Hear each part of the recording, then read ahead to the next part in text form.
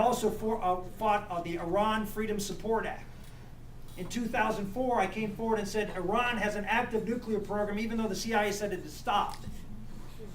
We had information that said otherwise. I proposed to put sanctions on their nuclear program and fund a pro-democracy movement which the CIA said did not exist. I was opposed by President Bush and Secretary Rice. I brought the bill to the floor in 2006 after it passed the House. And I was blocked by none other than Joe Biden. If you want to know what position to take to be right in foreign policy, find out what Biden thinks.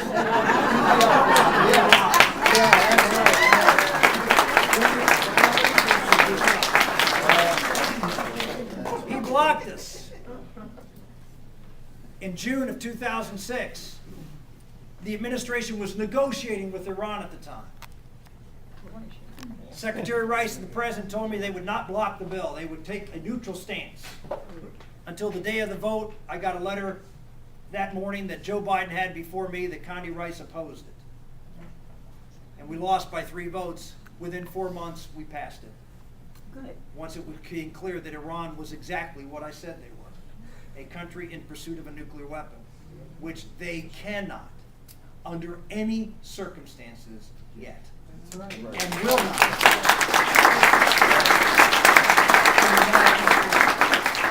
Final point. Everybody wants to win. You think I'm running because I don't think I can win? No. Look at my election history. Look at the other 2 guys who are running who are the, quote, big guys in the field. Mitt Romney, how many races has he won? 1. He served 4 years and didn't even bother to run for re-election. Now he says, well, I've only spent 1 term. I'm a private sector guy. Why? Because he lost his other races.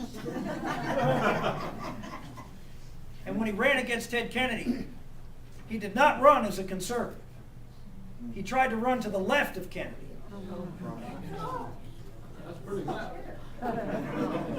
He was Look left at out. the other big dog in the hunt. He ran half of his campaigns successfully in Texas as a Democrat.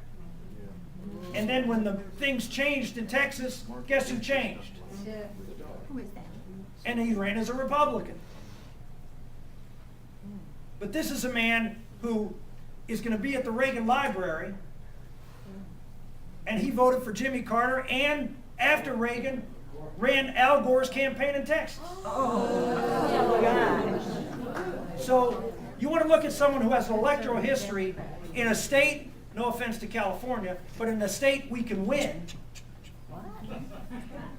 In a state we can win, and if we do win, then the Republicans will get the Republicans will be the Republican will be the next president, and that's Pennsylvania. That's where my state is. Yeah. I've won that state. I've won a blue state, a tough blue state, twice. Once against the Democratic incumbent.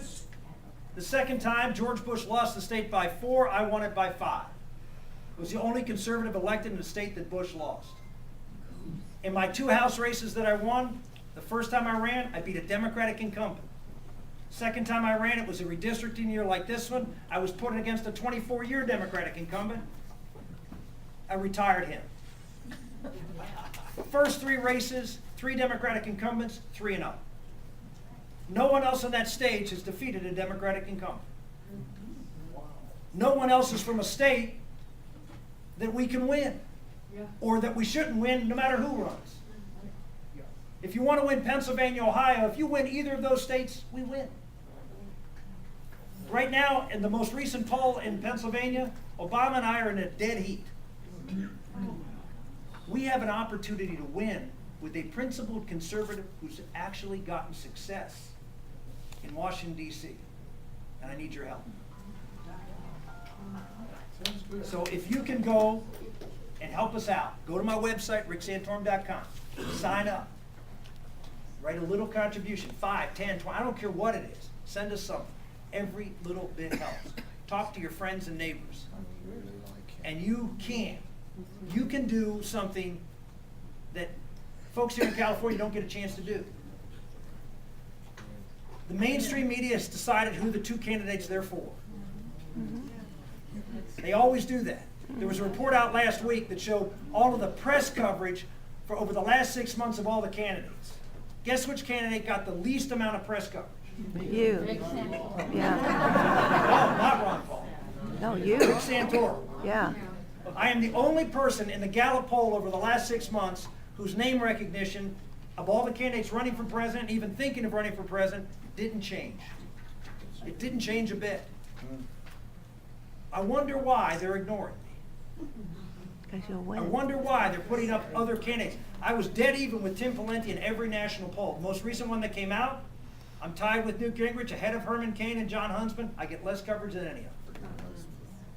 So, well, I don't know. Why do you think the national media doesn't want a guy that can win a key swing state who's proven to beat Democratic incumbents and actually get conservative things done in Washington? Because they'll Why do you lose- think they're against somebody like They'll that? lose their power. Anti-Christian. They are anti-Christian. Ladies and gentlemen, you have an opportunity to stick it to the mainstream media. Yeah. Help us out. Thanks for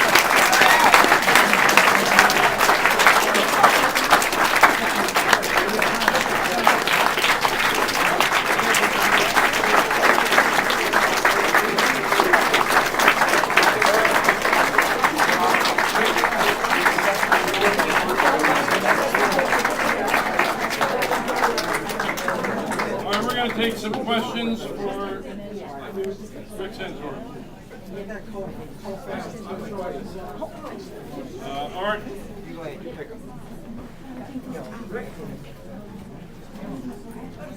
I want to ask this question of you, and this has to do with America. As you well know, the American people distrust their government highly after all the demonstrations by the Tea Party and hearing the government answer nothing. We also know that there's a lot of hard egos in Washington, D.C., and they've violated the Constitution many times over by their votes. And they have betrayed the trust of the American people. Therefore, the American people no longer trust their government and are really anxious about this election. The thing I'm asking is, what is your vision for America to bring us back together as a unified nation once again? I think it comes down to the old Aretha Franklin song. Respect. It's a matter of respect.